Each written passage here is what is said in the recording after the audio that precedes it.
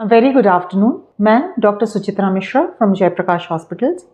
आज हम FP live कर रहे हैं और हमारे साथ हैं doctor Pradyumna, consultant cardiology.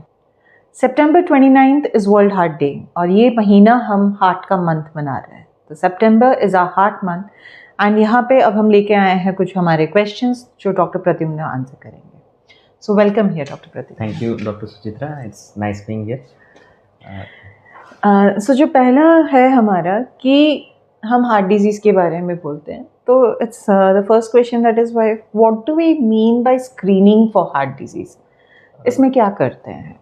Screening basically screening is a quick tool, एक हिसाब से आप समझिए, जिससे कि हम एक टेस्ट को, एक डिज़ीज़ को डायग्नोज करने के लिए हम काफ़ी प्रोएक्टिव हो सकते हैं। सपोज़ जैसे किसी को फीवर हुआ, कोविड के टाइम पे आपको याद होगा कि जैसे फीवर को एक पैरामीटर लिया गया था।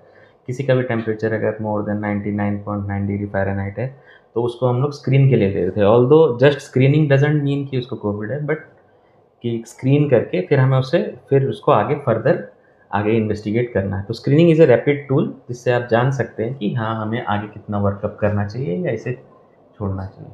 तो स्क्रीनिंग और डायग्नोसिस, इन दोनों में क्या फ़र्क आ जाता है? स्क्रीनिंग, जैसे मैंने अभी समझाया कि स्क्रीनिंग से एक सिम्पटम है जो उस डिज़ीज़ के साथ एसोसिएटेड हो सकता है, but that symptom does not पर से मीन कि आपको ये डिज़ीज़ है। बट अगर किसी को आप डायग्नोज़ कर रहे हो, जैसे किसी को मैंने बोल दिया कि आपको हार्ट डिज़ीज़ है, या इन जो अभी एग्ज़ाम्पल दिया मैंने जिसमें कोविड है, तो उसको आप डायग्नोज़ कर रहे हो कि आपको कोविड है, but screen doesn't mean that you have that disease. तो आप बेसिकली डायग्नोज करके उस चीज़ को आप कंफर्म कर रहे हैं। कंफर्म करते हैं। ठीक है। अच्छा, डॉक्टर साहब, इंडिया में हार्ट डिजीज़ कितना कॉमन है? और अगर हम देखें कि क्योंकि जैसे बहुत देख रहे हैं आजकल कि काफ़ी हेल्दी भी रहते हैं, लेकिन फिर भी उनको कंडीशंस रहते हैं, तो कितना ये हमारे लिए इम्पॉर्टेंट हो जाता है कि जो हेल्दी है उनको भी स्क्रीन किया जाए और जो सारे अलर्ट रहें, ये आज की डेट में कितना इम्पॉर्टेंट है?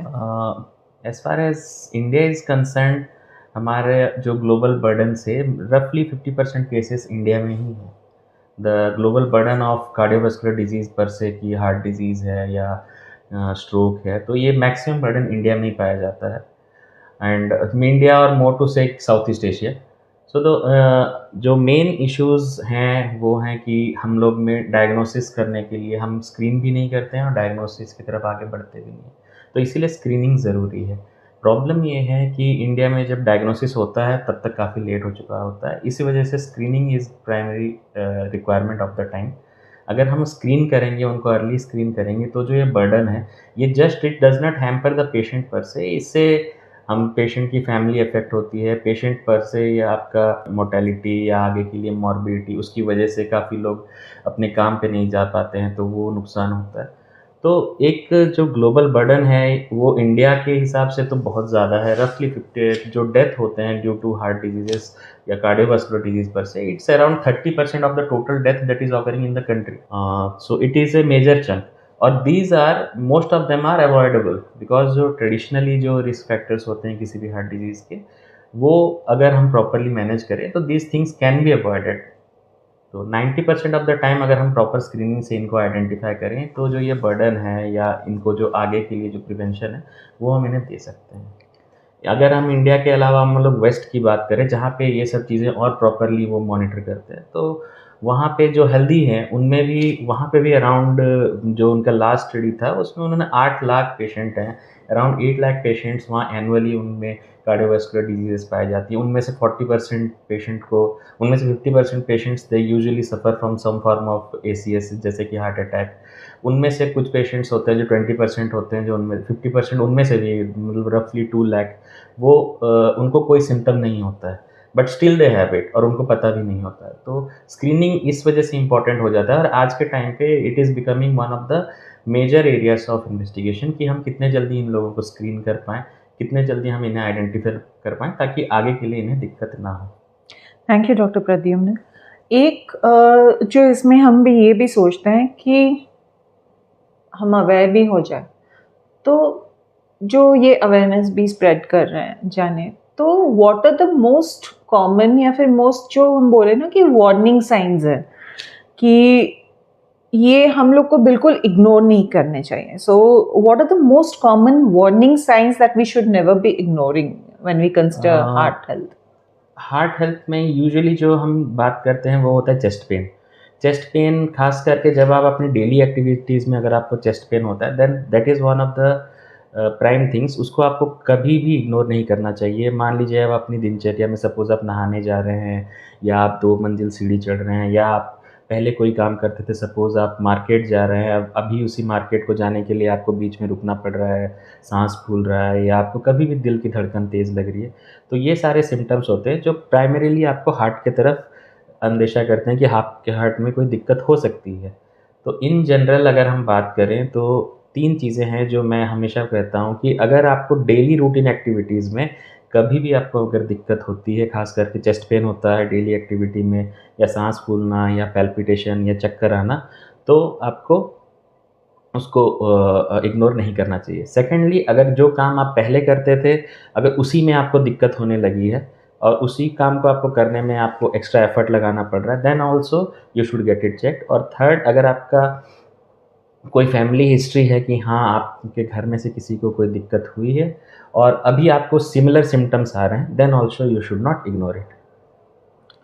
यहाँ पे जैसे आपने बताया सारे ये वार्निंग है, तो इस बेसिस पे किसी को अगर सिम्टम्स होते तो वो कितने जल्दी चेकअप कराना चाहिए, कितने फ्रीक्वेंटली, और कितने टाइम पे हमको कराते रहना चाहिए?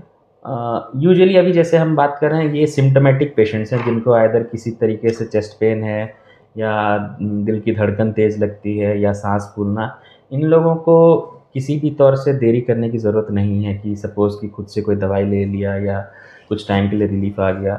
तो इस मेन जो इश्यूज़ आते हैं, the time they take to seek help is actually pretty long. So जितनी जल्दी हो सके जिनको सिम्टम है, दे शुड गेट चेक्ड। अब बेसिक इन्वेस्टिगेशन, बेसिक टेस्टिंग जैसे होती है, तो एटलीस्ट आप घर पे अपना बीपी चेक कर सकते हैं और अपना हाइट वेट मॉनिटरिंग, ये सब चीज़ें कर सकते हैं। अगर आपका बीपी बढ़ा हुआ है तो ऑब्वियसली आपको आना चाहिए। बट अगर आपको सिम्टम है तो नेवर इग्नोर इट, जो मैंने अभी आपको सारा डिस्क्राइब किया। इनमें से अगर कोई भी सिम्टम है आपको, और स्पेशली अगर आपको डेली एक्टिविटीज़ में है, तब तो आपको एट अर्लीस्ट आपको कंसल्टेशन करना चाहिए। डॉक्टर प्रद्युम्न, अब ऐसे कई केसेस होते होंगे जिनमें कोई सिम्टम्स भी नहीं होते, तो जिसको हम क्लिनिकली बोलते हैं that they are asymptomatic patients. तो how do we take care about those high risk asymptomatic patients, and how do we get them to screen themselves or get diagnosed for any prevailing heart conditions? अगर हम heart disease के बारे में बात करें तो common man या in general जो हम बात करते हैं, लोगों के दिमाग में है कि it is just of the coronary arteries, जो हार्ट की नसें होती हैं उसमें ब्लॉकेज होता है। But it is not just that, और भी चीज़ें होती है, जैसे हार्ट का वाल्व में दिक्कत हो सकती है, या हार्ट की कंडक्शन में डिफेक्ट हो सकता है। बट अगर हम बात करें कॉर्नरी आर्टरी डिजीज़ की, क्योंकि मैक्सिमम बीमारी सिर्फ 90% ऑफ द टाइम्स हार्ट के नसों की वजह से होती है, तो इनके जो सिम्टम्स है वो मैंने आपको डिस्क्राइब किए। लेकिन काफ़ी बार ये पाया गया है कि पेशेंट्स को सिम्टम होते नहीं हैं, but still they present with एक कार्डियक हार्ट डिजीज़। तो ख़ास तौर पे उन पेशेंट्स में जिनमें हमें सिम्टम नहीं है, एक अर्ली स्क्रीनिंग जो हम कहते हैं, जो आजकल रिकमेंडेशन में आ चुका है कि ब्लड प्रेशर मॉनिटरिंग, ये हर एक एडल्ट इंडिविजुअल को अपना ब्लड प्रेशर चेक करना चाहिए, beginning from age of 30 years. और सेकेंडली, जिनको शुगर नहीं है, they should get, American association के हिसाब से from by the age of 45 you should start screening. Again lipid, cholesterol जिसे हम कहते हैं बैड कोलेस्ट्रॉल, एलडीएल लेवल्स, ये हमें चेक करना चाहिए। तो जो अगर बेसिक ब्लड टेस्ट की बात करें तो हो जाते हैं आपके cholesterol, random blood sugar, kidney की जांच हो गई, थायराइड हो गया, ये सारे हमारे बेसिक टेस्ट हैं जो जो आपको चेक करवाना चाहिए। सेकेंडली, अगर हम रूटीन पैरामीटर्स जो हम चेक करते हैं क्लिनिकली, वो एक ब्लड प्रेशर हो गया और दूसरा हो गया हमारा पल्स। और इसके अलावा जो देखते हैं हम हाइट और वेट और ब्लड प्रेशर और पल्स, ये सारी चीज़ें हम घर पे भी देख सकते हैं। इसके अलावा जो बाकी टेस्ट हैं उसके लिए हमें कंसल्टेशन चाहिए। ब्लड प्रेशर, एक चीज़ मैं बताना चाहता हूँ, ब्लड प्रेशर नॉर्मली हम 120/80 से कम को नॉर्मल मानते हैं, and if it is less than 120/80, ऐसा नहीं है कि आपको अब कभी कुछ नहीं हो सकता। You should again at least check your blood pressure once in a year. Similarly, अगर हम बात करें कोलेस्ट्रॉल की, अगर आपके कोलेस्ट्रॉल लेवल सही हैं, if it is with in normal range, still आपको इसको 4 से 6 साल में एक बार चेक करवाना ही चाहिए। अगर आपका ईसीजी नॉर्मल है लेकिन आपको कोई सिम्टम नहीं है, still then you have to get, अगर आपको एट द अर्लीस्ट आपको सिम्टम होता है then you should get again ECG done. तो हर टेस्ट के अपने रिकमेंडेशंस हैं और स्क्रीनिंग के ड्यूरेशन है। ज़रूरी नहीं कि हर टेस्ट आपको हर दूसरे तीसरे दिन की ज़रूरत है, बट अगर एक एसिम्प्टोमेटिक पेशेंट है, एक बेसिक लाइन ऑफ स्क्रीनिंग होती है जिनमें जो टेस्ट रिकमेंडेड है, अगर वो नॉर्मल है तो उनका ड्यूरेशन आप प्रोलॉन्ग कर सकते हैं। लेकिन अगर आपको किसी में कोई दिक्कत आती है then you should obviously take the consultation, और जिस हिसाब से फ्रीक्वेंसी होती है वो आपको फिर कंटिन्यू करना चाहिए। Thank you doctor Pradyumna. अब हमने ये सारे रूटीन कर लिए, लेकिन जो खासकर आप इनके बारे में थोड़ा बताइए। हम जो सुनते रहते हैं ना कि ईसीजी कराना है, इको कराना है, सीटी एंजियो कराना है, तो ये सारे कैसे डिफरेंट होते हैं और इनके क्या सिग्निफिकेंस है? How do these test help us? ECG, अभी हम अगर कार्डियक स्पेसिफिक टेस्ट की बात करें तो ईसीजी सबसे एक one of the most easily available और one of the most relevant investigations है। यूजुअली ये कभी भी एक्यूट कंडीशन जो आपको इमरजेंसी में जो चाहिए होता है तो ईसीजी उसमें बहुत हेल्प करते हैं, खास करके वो हमें बताने के लिए कि पेशेंट को हार्ट अटैक है या नहीं है।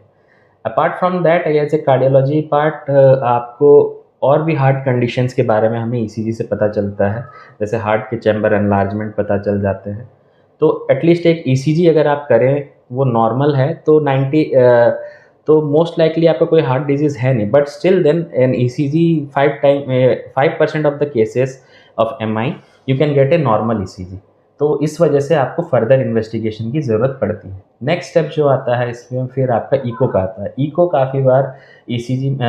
काफ़ी बार आपको हार्ट में स्ट्रक्चरल चेंजेस, जैसे मान लीजिए किसी कोई वाल्व में दिक्कत है, कि हार्ट की पंपिंग कितनी है या हार्ट के कोई चैम्बर एनलार्ज्ड हैं, इन सब को हम डायरेक्टली अल्ट्रासाउंड इको मशीन से हम विजुअलाइज कर सकते हैं। So echo is a non invasive test, heart को डायरेक्टली देखने में हेल्प। सिमिलरली आपका टीएमटी होता है। टीएमटी बेसिकली जिनके ईसीजीज नॉर्मल होते हैं बट स्टिल दे कंप्लेन कि हम जब चलते हैं तो हमें चेस्ट पेन होता है या हमारा सांस फूलता है, तो यूजुअली हम उनको एक ट्रेडमिल टेस्ट, इसमें हम पेशेंट को रूटीन एक्सरसाइज, एक स्ट्रेस लेवल देते हैं जिनमें उनकी दिल की धड़कन बढ़ जाती है, और उसमें अगर दिल में कोई चेंजेस आते हैं, जैसे हम लोग यूजुअली एसटी एलिवेशन या डिप्रेशन बोलते हैं, तो अगर ऐसे कोई चेंजेस आते हैं टीएमटी में, फिर हम लोग उसको फर्दर इवेल्युएट करते हैं। टीएमटी एक तरीके से हम पेशेंट को दौड़ा के उस पर टेस्ट करते हैं। सिमिलरली एक डोपामिन स्ट्रेस टेस्ट होता है जिसमें हम दवाई के द्वारा पेशेंट का स्ट्रेस देख के, हार्ट को स्ट्रेस दे के हम लोग सिमिलरली चेंजेस देखते हैं। थर्ड, और अभी आज के डेट में जो सीटी कोरोनरी एंजियोग्राफी या सीटी कोरोनरी कैल्शियम की जो बात की जाती है, यूजुअली ये दोनों अलग अलग टेस्ट हैं। सीटी कोरोनरी कैल्शियम स्कोर जो है वो एक बेसिकली नॉन इन्वेजिव टेस्ट है, इसमें आपको कोई कॉन्ट्रास्ट की ज़रूरत नहीं है, जस्ट एक similar low dose CT scan जिसमें आपको आपके हार्ट के वेसल्स में कितने कैल्शियम डिपॉजिट है ये बताया जाता है। इसमें यूजुअली सीटी कैल्शियम स्कोर नॉर्मल सिर्फ 0 को माना जाता है। 0 के अलावा और कोई भी स्कोर होता है तो उसे हम माइल्ड रिस्क या मॉडरेट या सीवियर के में क्लासीफाई करते हैं। अगर आपका सीटी कैल्शियम स्कोर 0 है then for the next 5 years the risk of developing a heart disease is less than 5%। तो डॉक्टर साहब, ये सारे जो टेस्ट हैं, हम उनका अगर सेफ्टी एंड अफोर्डेबिलिटी का पूछें तो आप इसको कैसे बोलोगे on the basis of like the safety and affordability of all these test? अभी तक भी जितने टेस्ट के बारे में मैंने आपको बताया सारे नॉन इन्वेजिव हैं। इनमें आपको कोई डाई इंजेक्ट नहीं किया जाता है या कोई कैथेटराइजेशन नहीं किया जाता है। ईसीजी एक बेड साइड टेस्ट है, ये कहीं पे भी किया जा सकता है, जस्ट आपके चेस्ट पे इलेक्ट्रोड्स लगाए जाते हैं। इको अगेन एक नॉन इन्वेजिव टेस्ट है, जैसे अल्ट्रासाउंड होता है, सिमिलरली आपको एक अल्ट्रासाउंड मशीन की प्रोब से हम चेक कर लेते हैं। कोरोनरी कैल्शियम स्कोर जैसा मैंने बताया, ये एक रूटीन सीटी स्कैन की तरह ही है, इट हार्डली टेक्स 5 minutes और इसमें आपकी कैल्शियम स्कोरिंग हो जाती है। डॉक्टर साहब, आज के डेट में जैसे आ रहे हैं दैट कई आपके वेरेबल डिवाइसेस हैं, जैसे हम लोग का स्मार्ट वॉच हो गया, तो आप टेक्नोलॉजी को हार्ट डिजीज़ के साथ आप कैसे लिंक करते हो, या फिर it's how has the technology improved the early detection of heart disease in today's era? जैसा कि मैंने बताया कि जो रिस्क फैक्टर्स हैं, बेसिकली आज के डेट में जितना भी रिसर्च हो रहा है, they are trying to diagnose this risk factors at the earliest, ताकि हम इनको स्क्रीन करके ट्रीट कर पाएँ। अब इसमें एआई की हेल्प से हम जो रूटीन बीपी मॉनिटरिंग की बात करते हैं, वो आप घर पे भी बीपी मॉनिटर किया जा सकता है, पल्स भी मॉनिटर किया जा सकता है। ख़ास करके पल्स यूजुअली जो आपकी ट्रैकिंग होती है डिवाइसेस में, जो वॉचेस आते हैं, उसमें वो रूटीनली जो पल्स चेक करते हैं, उसमें दोनों चीज़ें देखते हैं, आपके दिल की धड़कन कितनी जा रही है, दूसरा वो रेगुलर है या इर्रेगुलर है, जिसे हम एट्रियल फिब्रिलेशन भी कहते हैं। इसमें दिल की धड़कन तेज़ भी हो जाती है और साथ में इर्रेगुलर भी हो जाती है। तीसरी चीज़ हो गई आपका blood sugar monitoring. Blood sugar monitoring आजकल एक continuous glucose monitoring CGMS device आ गई है, जिससे एक डिवाइस आपको लगाया जाता है जो 24 आवर आपकी ग्लूकोज मॉनिटरिंग कर सकती है। थर्डली, ब्लड प्रेशर के लिए जो मॉनिटरिंग होती है, they also give other data, जैसे कि दिन भर में आपकी बीपी कितने टाइम नॉर्मल से ऊपर गई है, आप दवाई ले रहे हैं तो फिर भी दवाई आपको असर कर रही है, नहीं कर रही है। सिमिलरली ये सारी चीज़ें जो हैं, ये आपको विदाउट मेडिकेशन भी आपको मॉनिटर में हेल्प कर रही है, विथ मेडिकेशन भी आपको हेल्प करती हैं। जब आप मेडिकेशन पे हैं तो it is more helpful for your doctor to monitor you, क्योंकि उन्हें पता है कि आप अपनी डेली रूटीन एक्टिविटीज़ में आपका हार्ट रेट कितना रह रहा है, तो उस बेसिस पे वो आपकी दवाइयाँ कम ज़्यादा कर सकते हैं। और जो नॉर्मल पेशेंट्स हैं, एसिम्प्टोमेटिक पेशेंट्स हैं, उनको एट द अर्लीस्ट डिटेक्ट करने के लिए ये सारी चीज़ें हेल्प कर सकती हैं। थैंक यू डॉक्टर प्रद्युम्न, अपने सारे इतने इम्पॉर्टेंट इश्यूज़ पे you like got the spotlight and you helped us guide you through. जो एक आपका इसको समराइज करने के लिए सारे हमारे दर्शकगण, so what would be your key take home message, your key advice for all the viewers that we have? Heart disease is no longer a disease of the elderly. ये अब ऐसा नहीं है कि 65 से ज़्यादा हों तो ही आपको होने के चांसेस हैं। इंडिया में जो रिसेंट ट्रेंड है, काफ़ी यंग एज में पाया जा रहा है। जो हम यंग एमआई बोलते हैं, वो लेस देन 40 ईयर्स में है। Very young MI less than 35 years में है। 1 इन एवरी 4 एटलीस्ट, मतलब अगर 4 अटैक वाले पेशेंट हैं जिनकी उम्र 50 से कम है, तो उनमें से एक पेशेंट ऐसा होता है जिसकी एज 35 से कम होती है।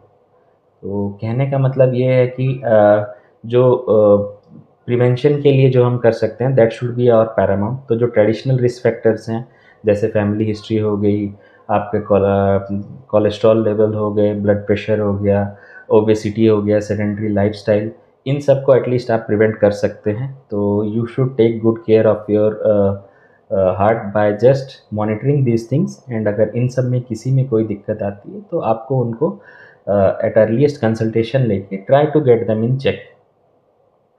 Thank you so much. So thank you all for watching the show and have a good evening.